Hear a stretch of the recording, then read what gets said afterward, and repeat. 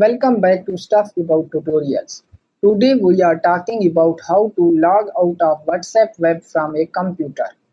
Why would you want to know how to log out of WhatsApp web from a computer? Well, maybe it is your first time using WhatsApp web and not sure how to log out of WhatsApp web from a computer. So today I am going to show you how to log out of WhatsApp web from a computer. Check video description and I will try to leave the written instructions.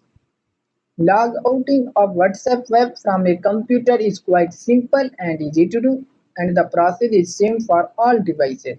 Let me show how you will log out of WhatsApp web from a computer. First of all, open WhatsApp web in your device, and now here is my WhatsApp web home screen.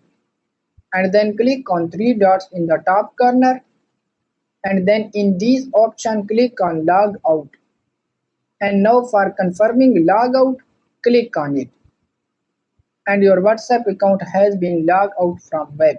So there you go. If you were wondering how to log out of WhatsApp web from a computer, that is the easiest way I know. If you know another way, please leave a comment below. Be sure to subscribe for more videos.